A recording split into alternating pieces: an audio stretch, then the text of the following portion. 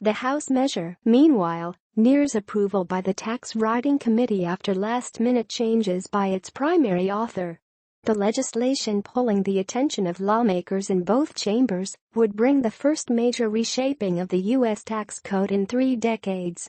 Underscoring the political imperative for the Republicans and President Donald Trump, top administration officials met privately with GOP senators Wednesday as Senate tax writers put finishing touches on their bill.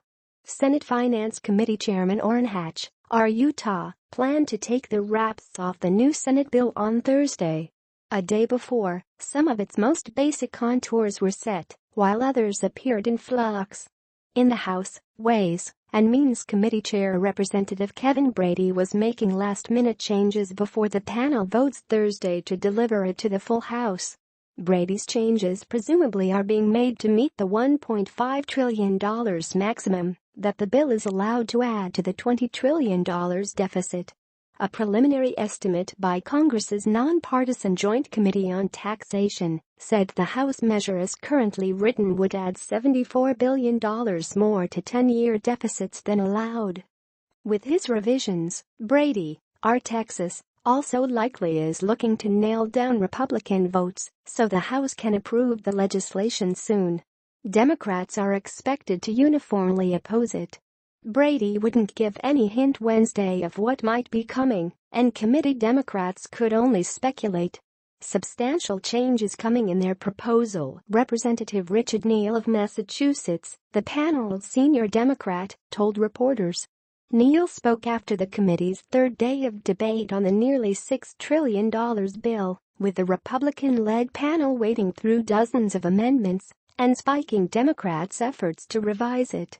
As Republican leaders hunted for ways to pay for their tax cuts, Senator David Perdue, R. Georgia, said the Senate measure would fully eliminate the deduction people can take for state and local property, income, and sales taxes. The House version would retain the deduction only for property taxes and cap that at $10,000, drawing opposition from GOP lawmakers from states with high local taxes like New York and New Jersey. Perdue said the Senate plan would compress the current 7 personal income tax brackets down to 4.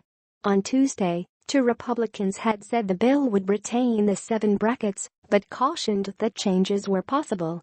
Hatch's plan was likely to include a 1-year delay in its reduction in the corporate tax rate, which will be permanent, said a GOP aide who spoke on condition of anonymity to discuss internal deliberations.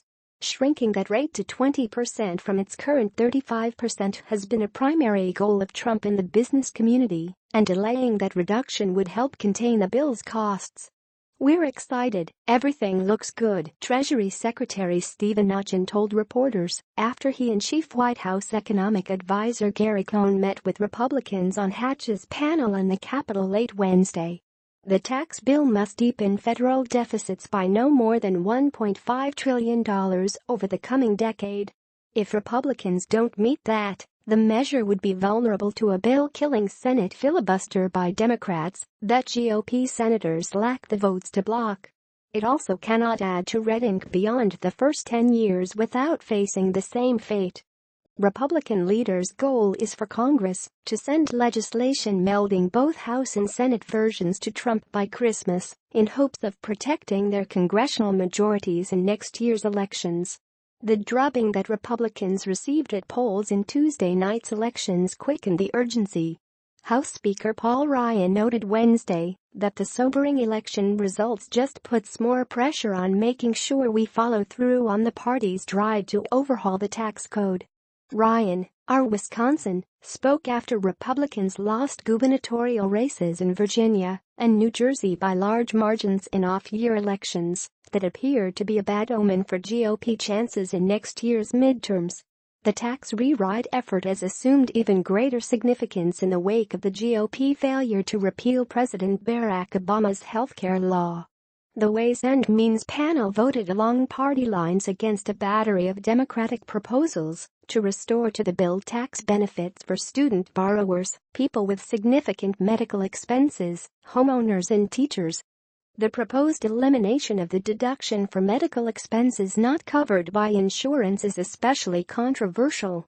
Several million people facing big medical bills not covered by their insurance would lose a valuable deduction, and groups representing older people and patients are protesting the move. Republicans have discussed repealing Obama's individual mandate in their tax legislation to raise more money to pay for tax cuts. That mandate requires most people to buy coverage or face a fine. But the nonpartisan Congressional Budget Office lowered its estimate Wednesday for how much money repealing that requirement would save, from $416 billion over a decade to $338 billion. Repeal would save money because without being forced to get coverage, fewer people would sign up for Medicaid or buy federally subsidized private insurance.